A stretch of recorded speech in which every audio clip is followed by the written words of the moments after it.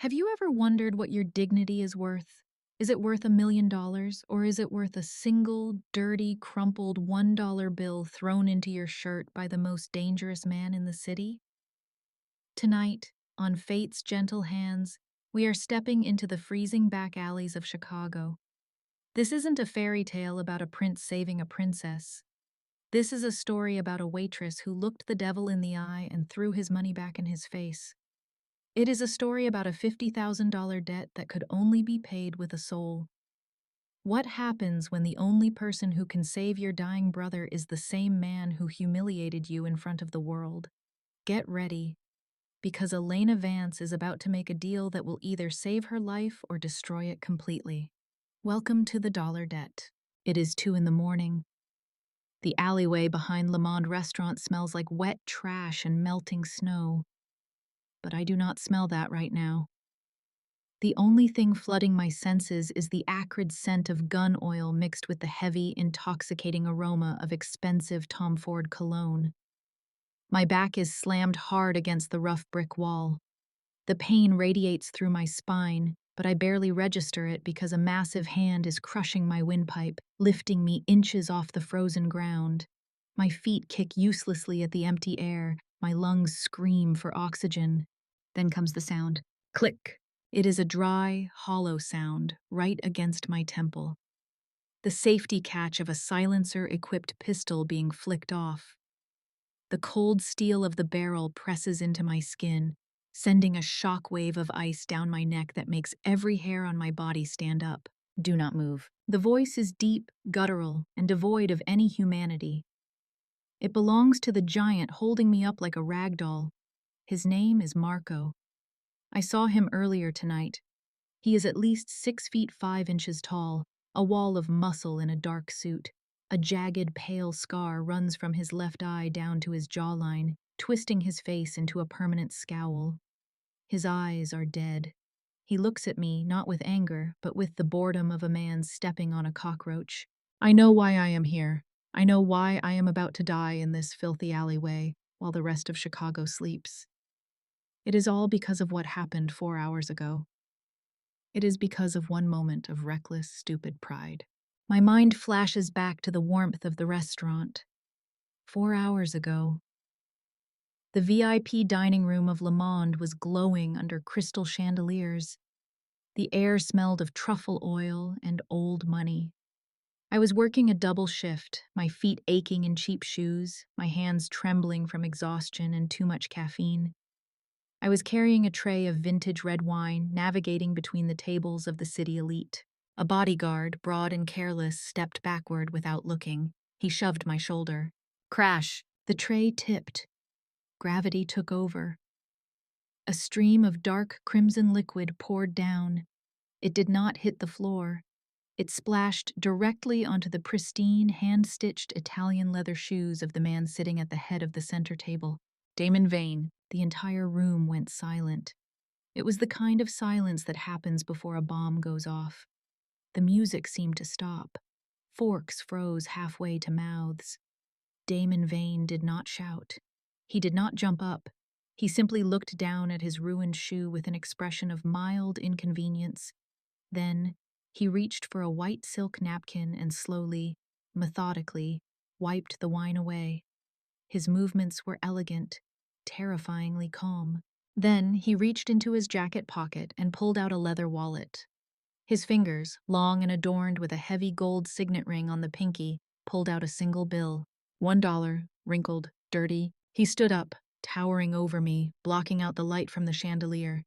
He held the bill over my chest and let it go. It fluttered through the air, landing softly in the opening of my uniform shirt. It touched my skin like a brand. "A tip for your clumsiness," he said.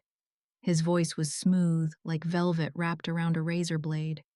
"Is that enough for you to go out and buy a new personality?" Laughter erupted around the table. Cruel, sycophantic laughter. The humiliation burned in my chest, hotter than fire. My face felt like it was peeling off. I should have apologized. I should have begged for forgiveness. I should have cried, but I did not. I reached into my shirt and snatched the dirty bill. I turned on my heel and ran. I ran through the kitchen, out the back door, and into the parking lot just as he was stepping toward his armored limousine. I balled up the $1 bill, and I threw it. I threw it right at his handsome, arrogant face. "Keep it!" I screamed, my voice cracking with rage. "Buy some medication for your insanity. You need it more than I do."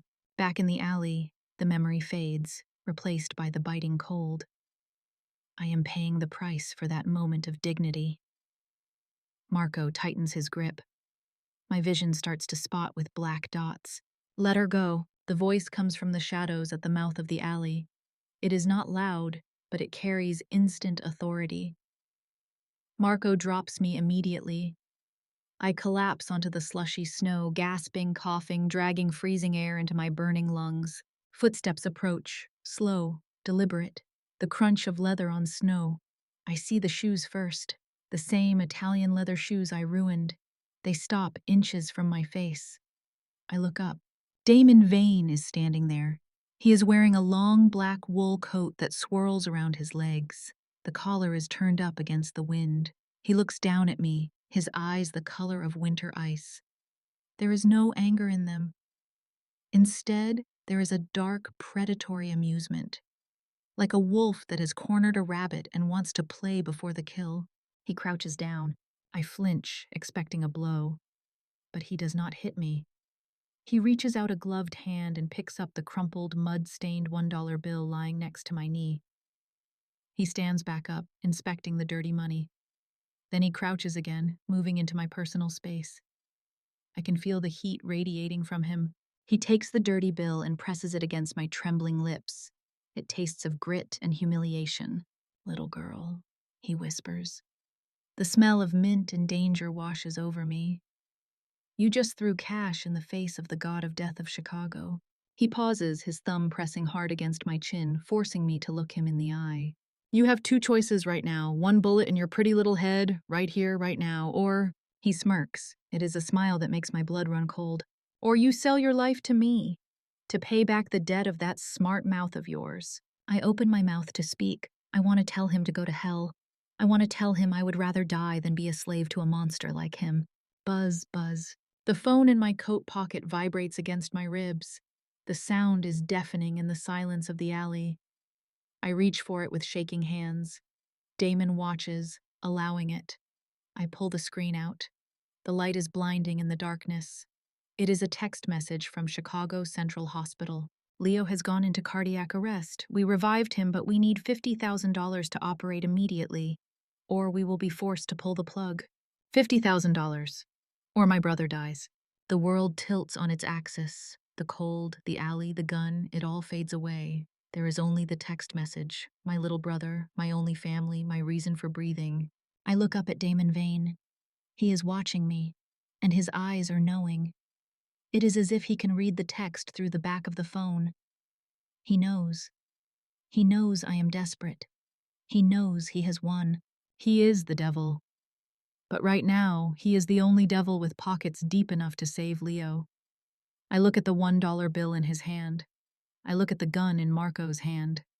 And I realize I have no choice at all. Wait. If you are listening to this, tell me, $50,000 or the life of my brother, a bullet or selling my soul to a monster.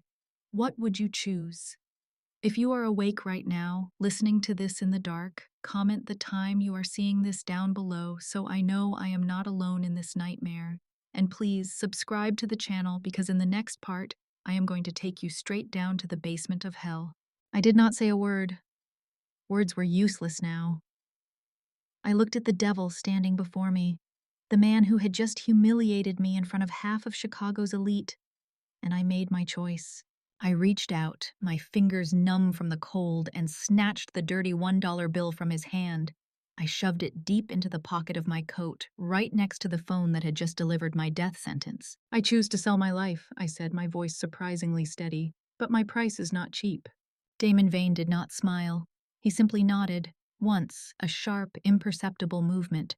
He gestured to the sleek black Maybach waiting at the mouth of the alley like a predator in the shadows. "Get in." I climbed into the back seat. The interior smelled of expensive leather and something else, something metallic and cold. As the door clicked shut, Sealing me in with him, I felt the trap snap closed. Damon pulled out his phone. He did not look at me. He punched in a number and put it to his ear. "It is done," he said into the receiver. "Transfer 50,000 to Chicago Central. Patient name Leo Vance, ICU, now." He hung up before the person on the other end could answer. Just like that. $50,000. The price of my brother's life. The price of my soul. We drove in silence. The city lights blurred past the tinted windows, streaks of neon and rain. I did not ask where we were going. I knew it did not matter. I belonged to him now. The car pulled up to a massive building in the heart of the city. The Obsidian, Chicago's most exclusive nightclub. A place where politicians rubbed shoulders with criminals and secrets were traded like currency. But we did not go in through the front door. We went around the back, through a heavy steel door guarded by two men who looked like they ate concrete for breakfast. They nodded at Damon, their eyes sliding over me with indifference. We took a service elevator down past the pulsating base of the club above, down into the silence. The doors opened, and I stepped into a different world, the underground. It did not look like a basement. It looked like a gentleman's lounge from the 1920s, if gentlemen carried automatic weapons and smelled of blood. The air was thick with cigar smoke and the scent of money. Men in expensive suits sat around mahogany tables, playing cards, drinking whiskey that probably cost more than my entire education. Damon led me through the room. No one looked up. No one dared. He pushed open a door at the far end and shoved me inside. It was an office. Spartan. Cold. A single desk, two chairs, and a wall of monitors showing every corner of the club above. On the desk sat a laptop. Damon typed something, then spun it around to face me. On the screen was a live feed of a hospital room. My breath caught in my throat. Leo. He looked so small in the hospital bed, hooked up to machines that beeped rhythmically. A nurse was adjusting his IV. "See," Damon said, leaning against the desk, his arms crossed. "He is alive, for now." He reached into a drawer and pulled out a gun. A revolver. He spun the cylinder, then slammed it shut. He slid it across the desk toward me. "Pick it up." I stared at the gun. It was heavy, cold black steel. My hands shook as I reached for it. "It is empty," he said, his voice bored. "But imagine it is not. Imagine I order you to put a bullet in the head of a man who betrayed me, a man who has a family, a man who begged for his life. Would you do it? To keep that heart monitor beeping?" I looked at the screen, at Leo's pale face. I thought about the nights I held his hand while he cried in pain. I thought about the promise I made to our parents before they died. I gripped the gun. It felt wrong in my hand, alien, but I looked Damon Vane in the eye and said, "If you guarantee my brother lives, I will blow his brains out." Damon studied me for a long moment. His eyes were like glaciers, cold and unyielding. Then a corner of his mouth quirked up. "Good, but I do not need another killer. I have plenty of those." He took the gun back and replaced it with a folder, a thick manila file. "Open it." I opened the folder. Inside were papers, transcripts, my transcripts. Elena Vance, top of her class at Johns Hopkins, pre-med, expelled 3 years ago for stealing drugs. I flinched. It was a lie. I had been framed, but no one had believed me then. "I know you did not steal them," Damon said, reading my mind. "I know it was your ex-boyfriend. I know everything about you, Elena." He leaned forward, his voice dropping to a whisper. "I do not need a waitress. I need a manager for this place. Someone who can handle the books, handle the staff, and handle the clientele." He paused. "And I need a doctor. A shadow doctor. Someone who can patch up my men when they get hurt doing things the police would frown upon. Someone who can keep her mouth shut." I stared at him. He wanted me to be an accomplice. He wanted me to be a criminal. "The pay is $5,000 a week," he said, "plus expenses, plus your brother's medical bills." $5,000 a week. It was a fortune, it was freedom, and it was a prison sentence. I looked at the screen again. Leo was sleeping. He looked peaceful. "Where do I sign?" I asked. Damon smiled. It was not a nice smile. It was the smile of a wolf who just caught a lamb. "Welcome to the Obsidian," he whispered, leaning close enough that I could feel his breath on my ear. "Rule number 1. What you see here, what you hear here, dies here." If you ever breathe a word to anyone, if you ever think about betraying me, that heart monitor stops beeping." He straightened up. Just then, the elevator doors in the hallway opened with a ding. A scream echoed down the corridor, a raw, guttural sound of agony. Damon's face hardened. "It begins," he said. The scream tore through the heavy air of the underground like a jagged knife. It was followed by the frantic shouting of men and the scuffling of heavy boots on concrete. Damon moved instantly. He grabbed my arm, his grip like iron, and dragged me out of the office. We moved down the hallway toward the source of the noise. Through a set of double doors, chaos erupted. A man was lying on a green felt poker table. He was young, maybe in his mid-20s, with shock-white blonde hair that was now matted with sweat and blood. He was thrashing, held down by two of the guards I had seen earlier. "Silas," Damon said, his voice calm but tight. The man on the table gritted his teeth, his face a mask of pain. "Boss," he gasped, a bubble of blood forming at the corner of his mouth. "Sorry about the table. It is Italian felt, right? Even dying, he is an idiot," Damon muttered. He looked at the wound.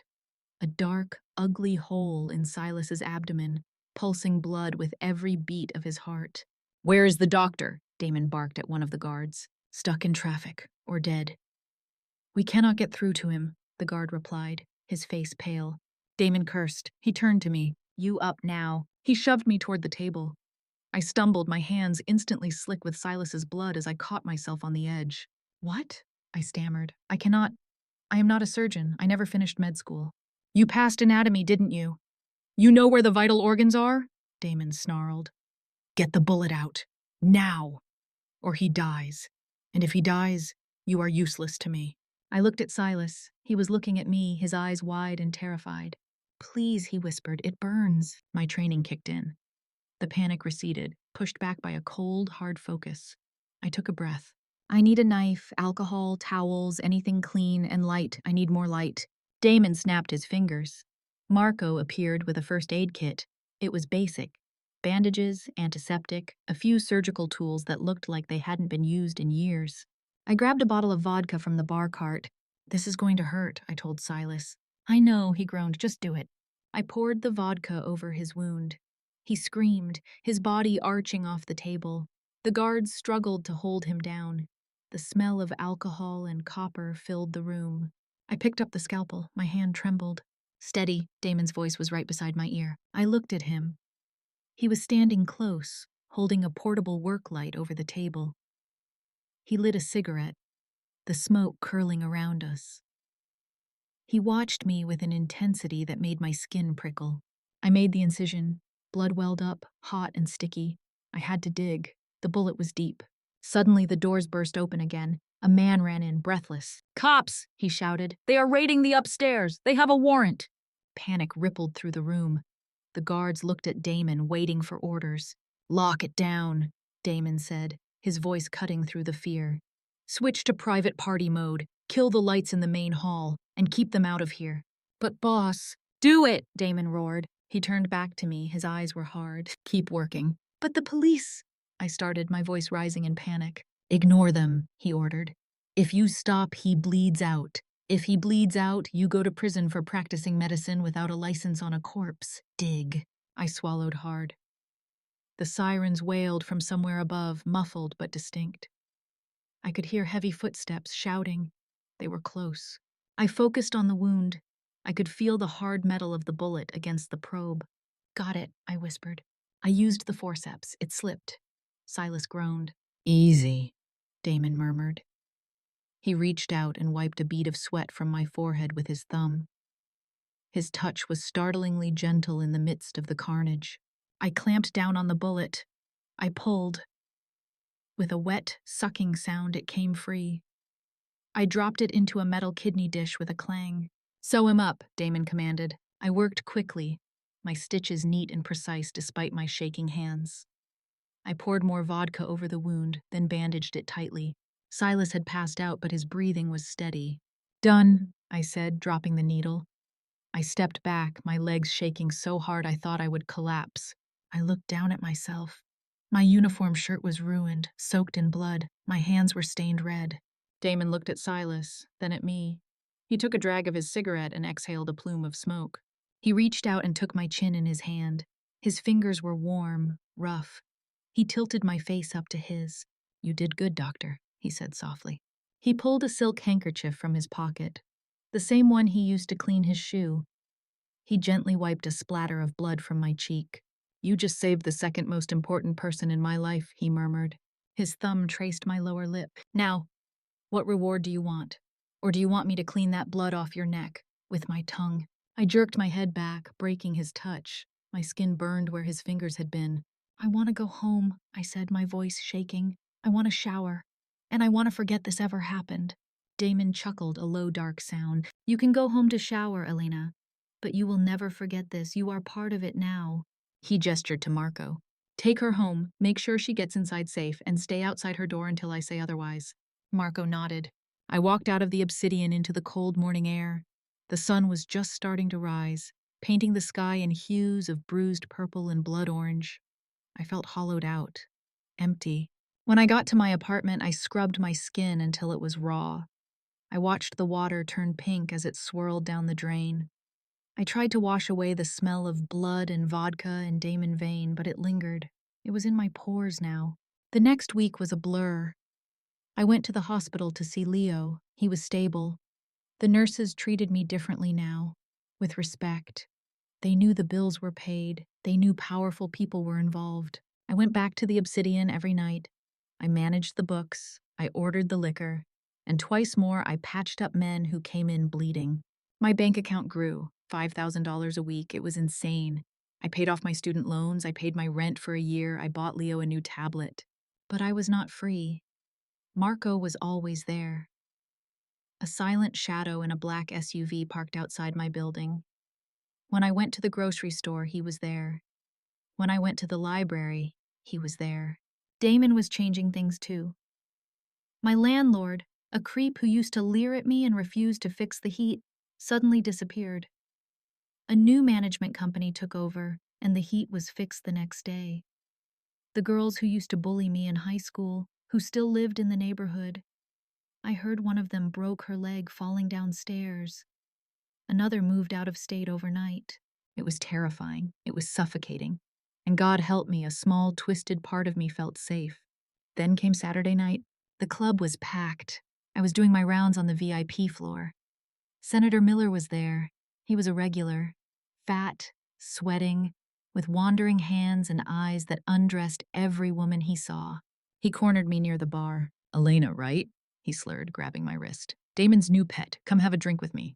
I tried to pull away. "I am working, Senator. Please let go." "Come on, do not be a prude," he leered, pulling me closer. His breath smelled of stale scotch and onions. "I can make things very easy for you in this city. Or very hard." He squeezed my wrist hard enough to bruise. He forced a glass of champagne to my lips. "Drink," he commanded. Suddenly, the glass shattered.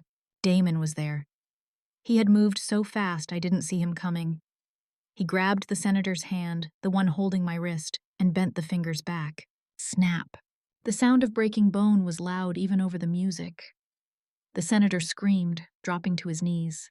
Damon did not let go. He twisted the broken fingers, forcing the man's face into the floor. "She is mine," Damon snarled. His voice was a low growl that vibrated through the room.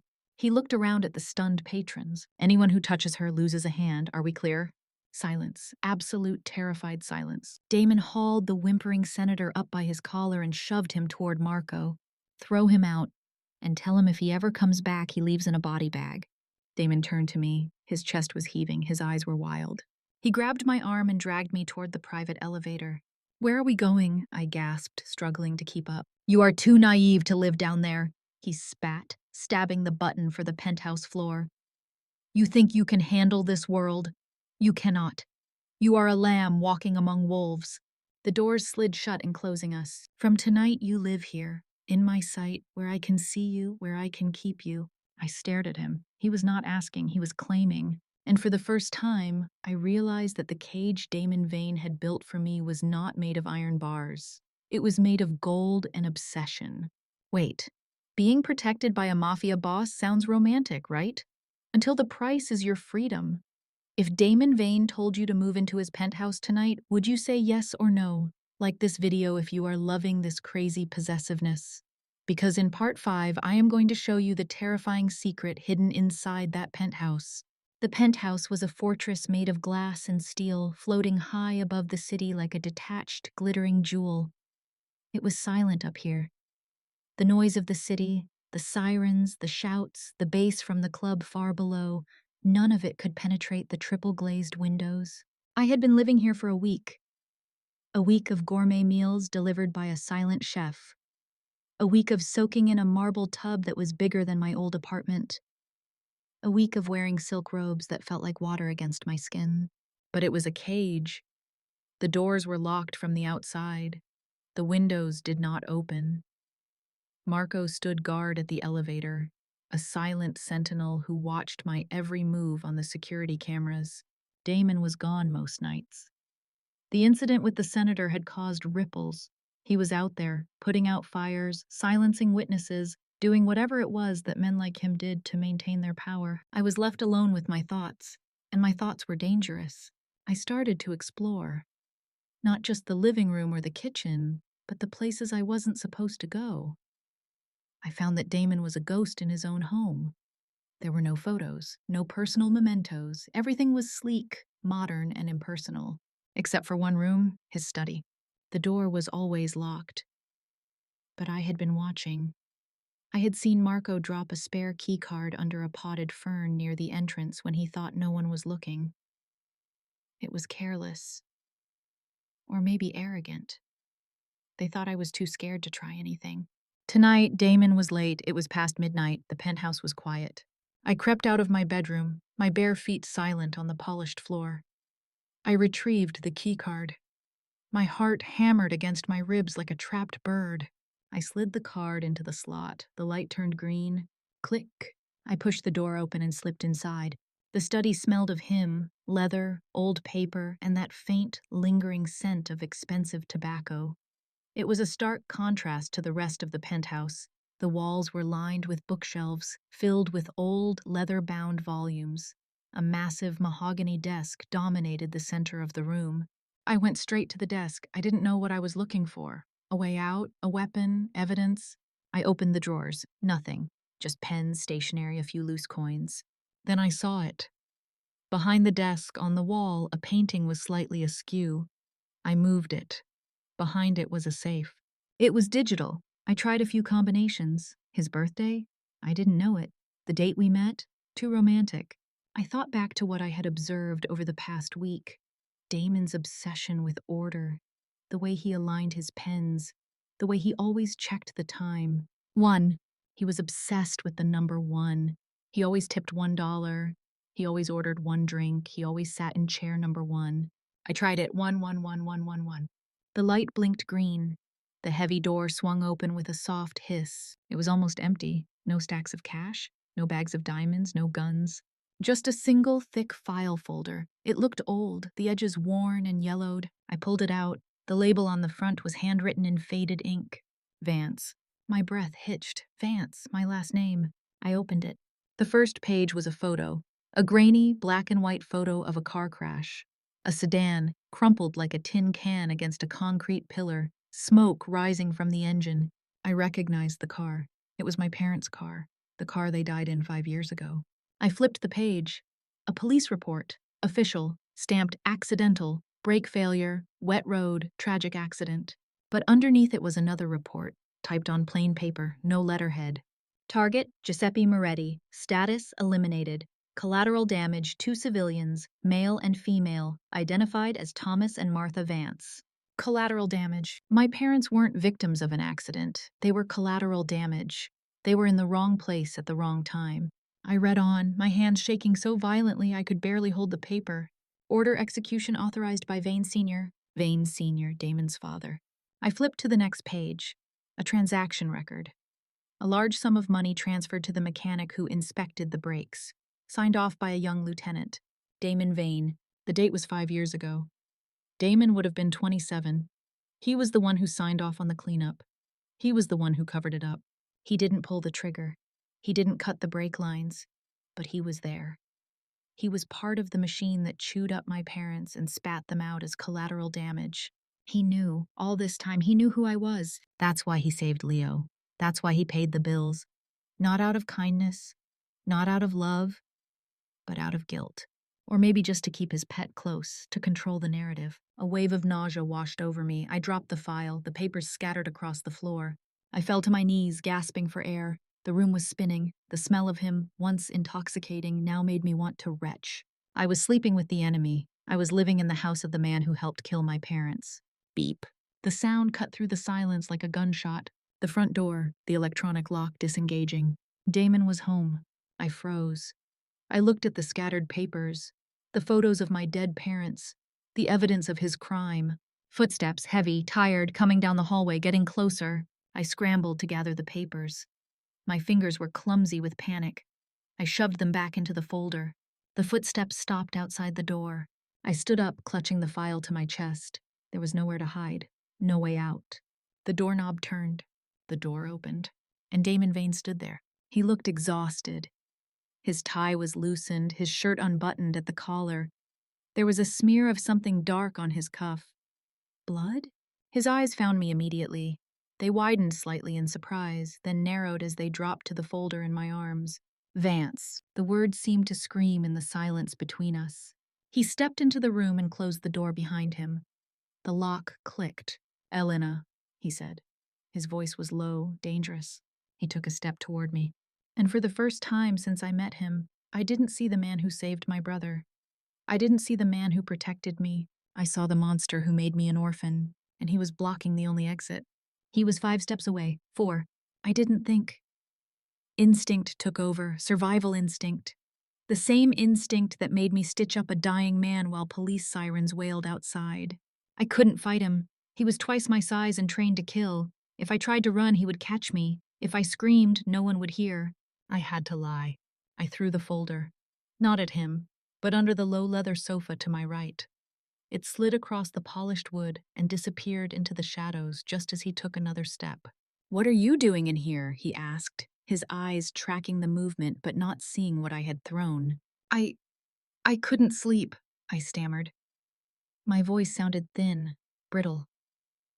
"I was looking for a drink." I gestured vaguely to the crystal decanter on his desk. Damon stopped.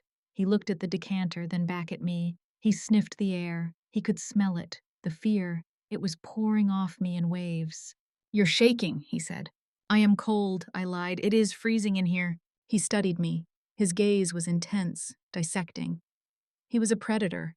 He knew when prey was lying, but he was also tired. I could see the fatigue etched into the lines around his eyes.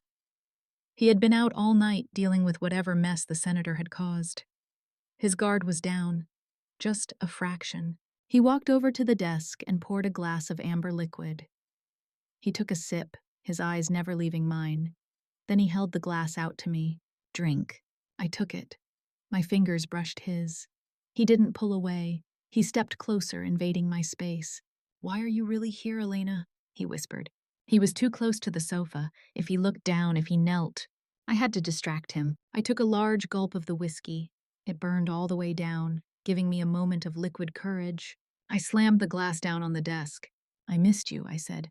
The lie tasted like ash in my mouth. His eyes widened. Surprise, then something else. Hunger.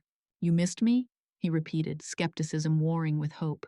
"I hate being alone in this big, empty cage," I said, stepping into him. I placed my hands on his chest. I could feel his heart beating through the fabric of his shirt. A strong, steady rhythm, the heart of a killer. "Show me I am not alone, Damon." He groaned, a low sound in his throat. He dropped his head, resting his forehead against mine. "You are dangerous, Elena," he murmured. "More dangerous than any man with a gun." He wrapped his arms around my waist and pulled me flush against him. I could feel the hard lines of his body, the gun holstered at his side. He kissed me. It wasn't gentle, it was desperate, starving. He kissed me like he wanted to devour me, to consume me whole. I kissed him back. I opened my mouth to him. I tangled my fingers in his hair. I pressed my body against his. But inside I was screaming. Every touch felt like a betrayal. Every kiss felt like I was spitting on my parents' graves. I was Judas kissing my savior, kissing my executioner. He lifted me onto the desk, sweeping the papers and the decanter aside. Glass shattered on the floor. He didn't care. He buried his face in my neck, his hands roaming over my body, claiming, possessing. I closed my eyes. I focused on the plan. I focused on the file under the sofa. Make him trust you, I told myself. Make him weak. Take me, I whispered against his ear. And he did.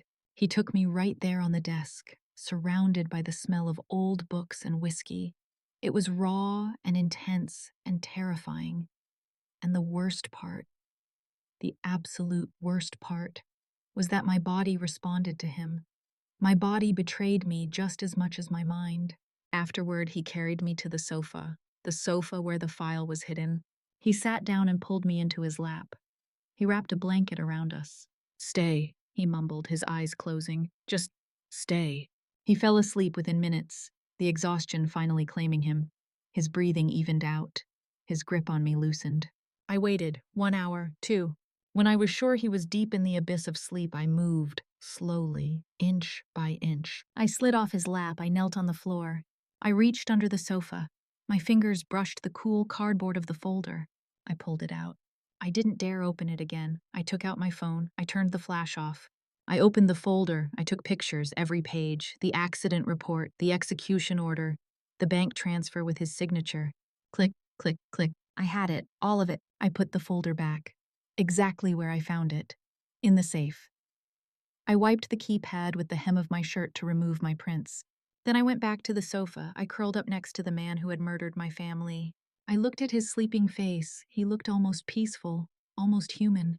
You saved my brother, I whispered into the darkness. But you killed my parents. I touched the screen of my phone. The email was drafted. Attached were the photos. Recipient, anonymous tip line, FBI Chicago field office. This debt, I thought as my finger hovered over the send button, is paid in full. Sent. The next morning, the sun rose gray and bleak over Chicago. Damon was gone when I woke up. He had left a note on the pillow. Business, back late, stay inside. I crumpled the note and threw it in the trash. I wasn't staying inside, not today. I had a meeting. I dressed quickly, choosing clothes that made me look invisible. Jeans, a gray hoodie, sneakers. Marco was at the door. Where to, Miss Vance? He asked, his face impassive. I need tampons, I said flatly. Unless you want to go buy them for me?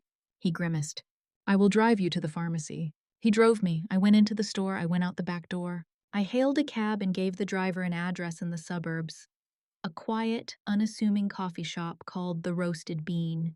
I sat in a booth at the back, my hands wrapped around a cup of black coffee that I couldn't drink. 10 minutes later, a man walked in.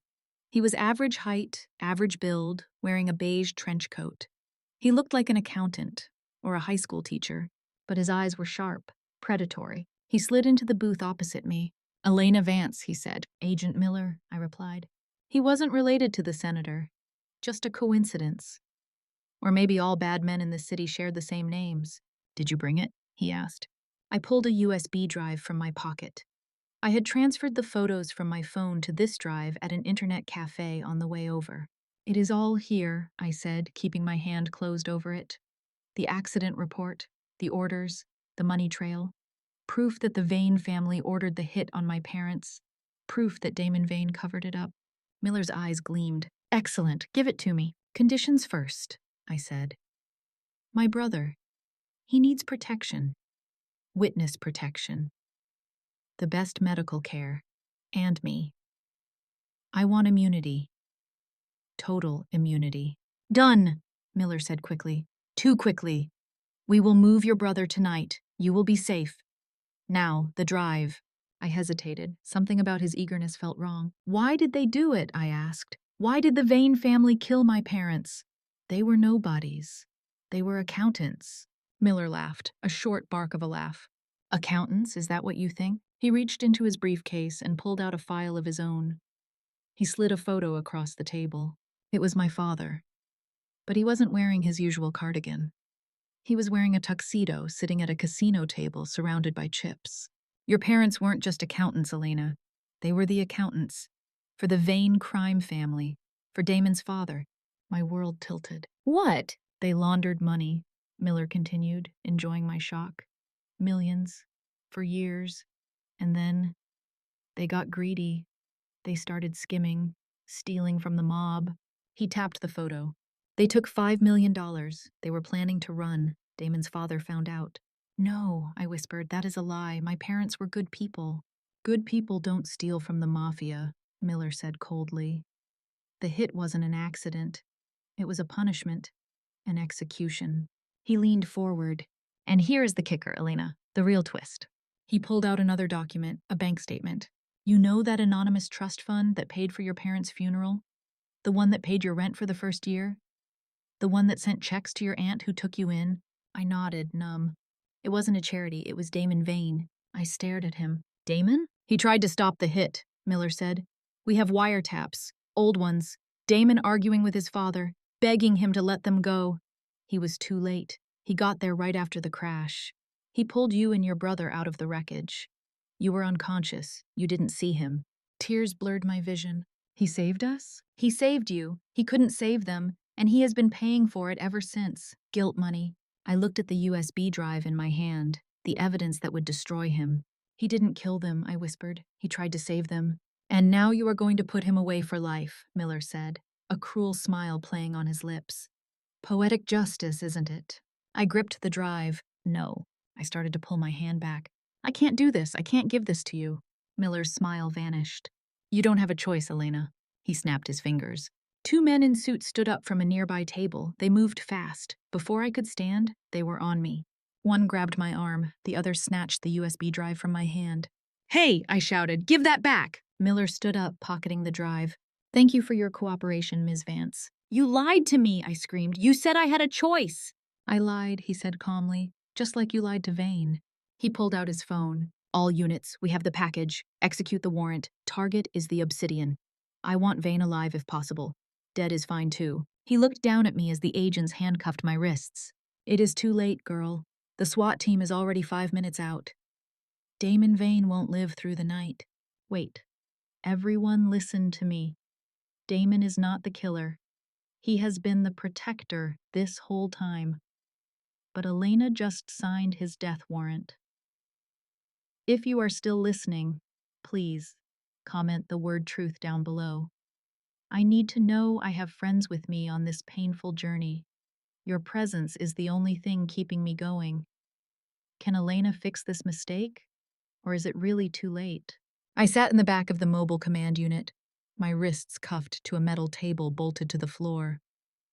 The air inside the van was stale, smelling of cold coffee and aggressive men. On the wall of monitors in front of me, I watched my life burn to the ground. The Obsidian was surrounded. Flashing red and blue lights painted the wet streets of Chicago in a chaotic rhythm. Armored vehicles blocked every exit.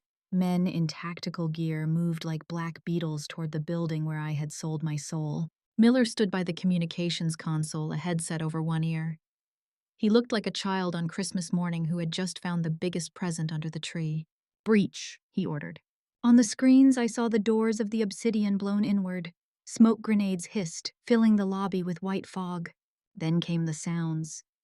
The audio feed from the tactical teams crackled through the speakers. Police, get down, get down! Gunfire. Short, controlled bursts. Then the heavier, deeper thud of automatic weapons returning fire. My heart hammered against my ribs like a trapped bird. I knew those sounds. I knew who was shooting back. Marco, Silas, and Damon. They were not surrendering. Miller, I said, my voice trembling. You said you wanted him alive. Tell them to stop shooting. Miller did not even look at me. He was watching the thermal imaging screen. Bright orange heat signatures were moving through the dark hallways of the club. He is fighting back, Elena, Miller said, his voice devoid of sympathy. He made his choice. Suddenly a voice cut through the static on the police frequency. It was deep, commanding, and terrifyingly familiar. Damon had tapped into their comms. Listen to me, you pigs! Damon's voice roared, echoing inside the van. I do not care about the money. I do not care about the drugs. Just let the girl go. I froze, tears welled in my eyes, hot and stinging. Find Elena! Damon shouted, the sound of gunfire erupting in the background. She is on the penthouse level. Take her out through exit B. Do not let her get hurt. He thought I was still inside. He thought I was in danger. He was fighting an entire SWAT team not to save his empire, but to save me. the woman who had just handed the knife to his executioner. The guilt hit me with the force of a physical blow. It crushed my lungs. I gasped, doubling over, my forehead resting on the cold metal table. "He is innocent of the murder," I whispered. "You have to stop this." Miller laughed. It was a dry, ugly sound. "Innocent of one crime does not make him a saint, Vance. He is a monster. And tonight we slay the dragon."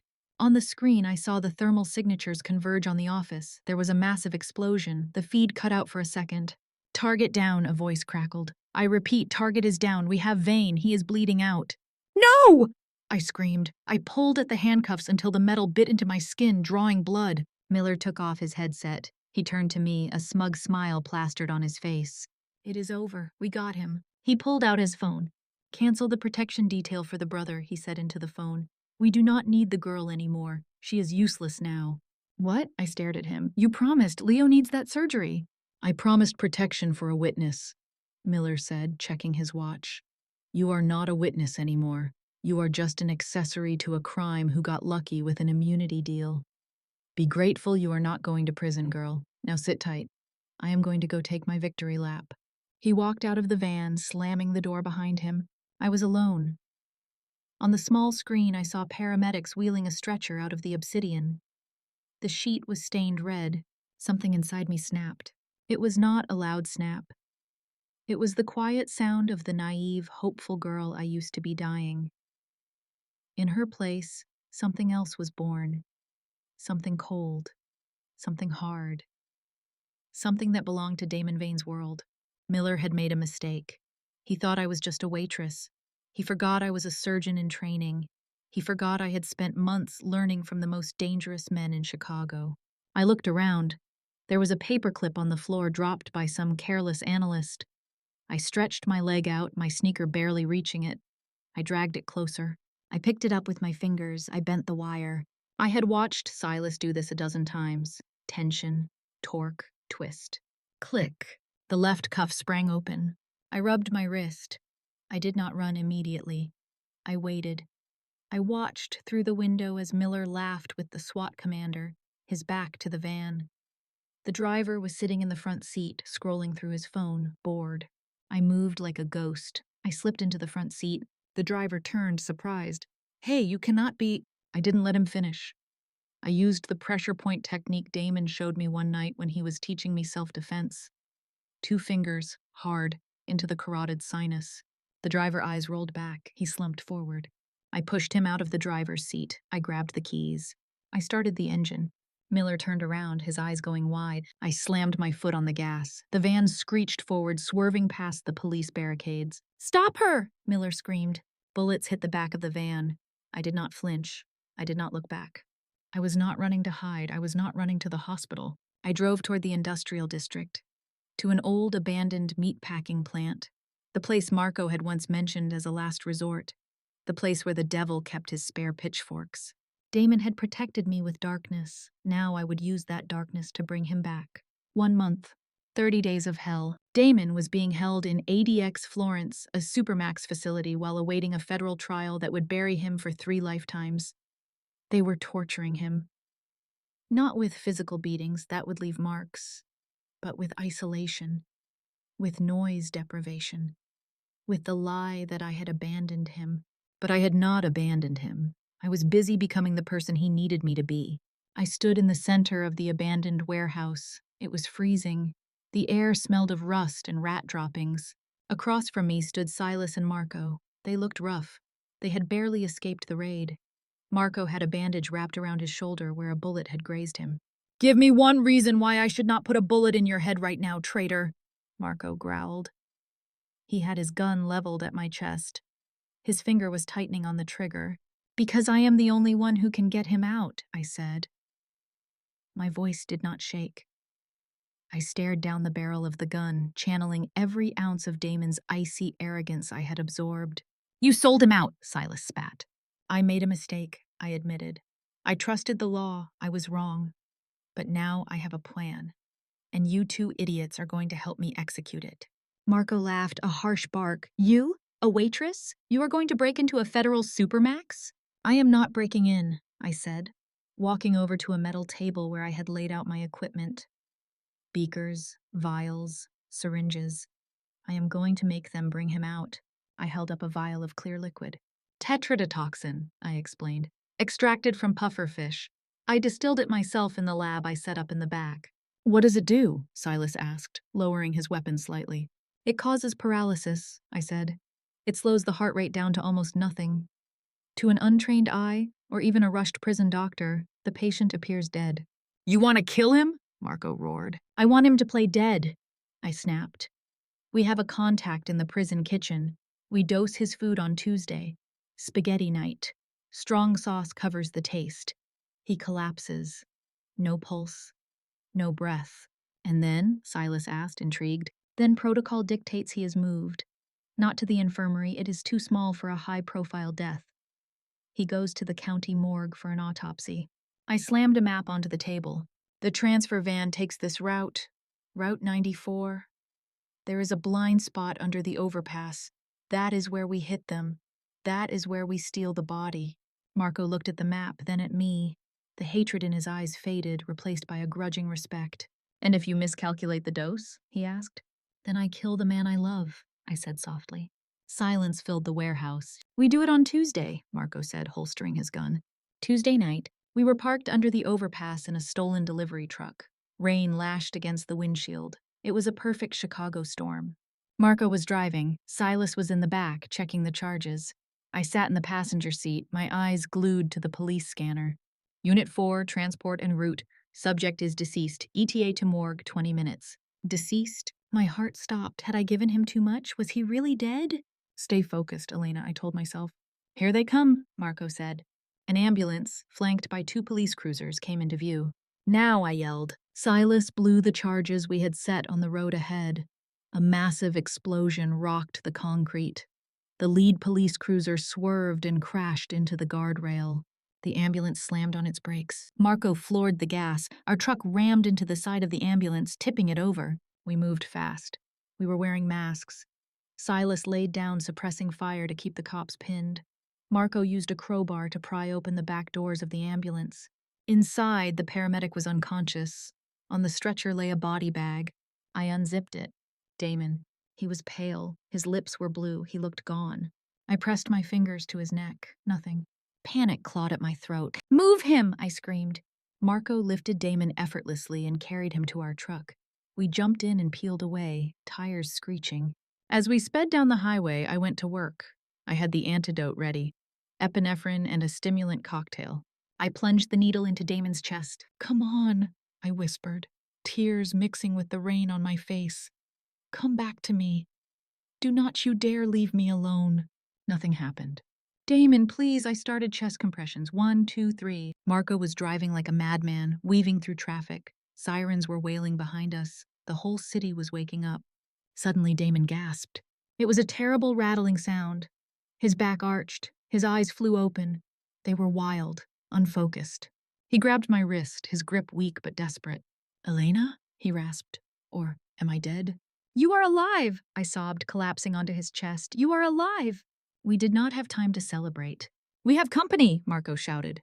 3 FBI SUVs were closing in on us. They were not trying to stop us. They were trying to kill us. Miller was leaning out of the window of the lead car, firing an assault rifle. Bullets shredded the back of our truck. Silas was hit. He grunted and fell back. Take the wheel, Marco yelled to me. I climbed into the driver's seat. Marco grabbed an RPG from the back. I didn't even know we had an RPG. Hold on, Marco roared. He kicked the back doors open and fired. The rocket trailed smoke and hit the lead SUV. It exploded in a ball of fire, flipping into the air and blocking the road for the others. But we were going too fast. The road was slick. I lost control. The truck spun. We crashed through the barrier. For a second, we were weightless, flying over the dark water of the Chicago River. Then we hit. The impact was brutal. Cold water rushed in, black and freezing. The world went dark. Silence. Heavy, crushing silence. I was underwater. The cold was a physical weight pressing against my eyeballs. My lungs burned. I fumbled with my seatbelt. It was jammed. Panic started to set in. Then a hand grabbed mine. Damon.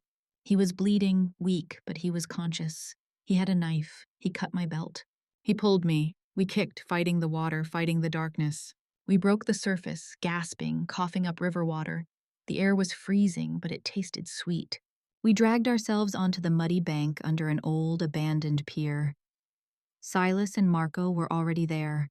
They had dragged the inflatable boat we had stashed there out of its hiding spot.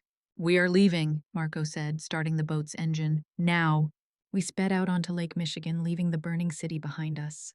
I huddled next to Damon in the boat. He was shivering violently. His prison jumpsuit was soaked. I opened my medical bag.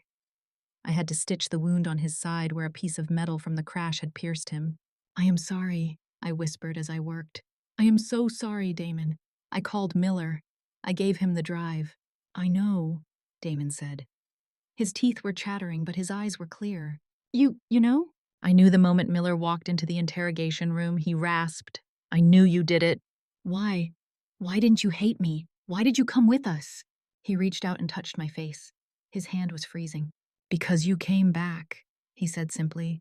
"You broke me, but then you walked into hell to drag me out.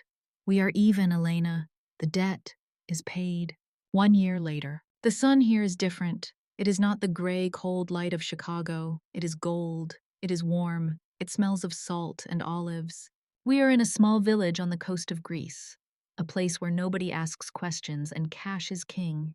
We own a small bar on the beach. It is nothing like the Obsidian. It is open air with wooden tables and cheap wine, but the view is a million times better. I am wiping down a table. A tourist, a loud American man in a Hawaiian shirt, stands up to leave. He is drunk and rude. He throws a $1 bill onto the table. "For the service, sweetheart," he sneers. "Don't spend it all in one place." He laughs and walks away. I stare at the bill. George Washington stares back at me. A shadow falls over the table. Damon. He is tan now. The darkness under his eyes is gone. He wears a simple linen shirt, unbuttoned and shorts. He looks younger, happier. He picks up the dollar bill. He looks at it, then at me. A slow smile spreads across his face. "It seems," he says, his voice a low rumble that still makes my toes curl, "that some things never change." He takes my hand and presses the dollar into my palm, but this time I do not throw it back. I close my fingers around it. I look at the man who was my monster, my savior, my ruin, and my resurrection. People say love requires sacrifice. I do not believe that. Love requires a balance sheet. He owed me a life. I owed him a heart. We paid in blood and secrets. And this dollar? It is not money. It is a reminder. It is the ticket that took me to hell and helped me find my own piece of heaven. "Come home to me," I whisper, echoing the promise we made in the dark. "Always," Damon answers, leaning in to kiss me as the sun sets over the Aegean Sea, in everything. And he always did. And that is how a crumpled $1 bill became the most valuable currency in Chicago. Elena and Damon's story teaches us a powerful lesson. In a world full of monsters, sometimes you have to become one to protect the people you love. But more importantly, it reminds us that redemption isn't about erasing the past. It is about building a future where you no longer have to hide. Even in the darkest corners, fate has a way of guiding us home. If this story touched your heart or even just made it beat a little faster, please leave a like and subscribe to Fate's Gentle Hands. Don't forget to hit that notification bell so you never miss a daily story. We have many more journeys to take together. Until next time, may fate always be gentle with you.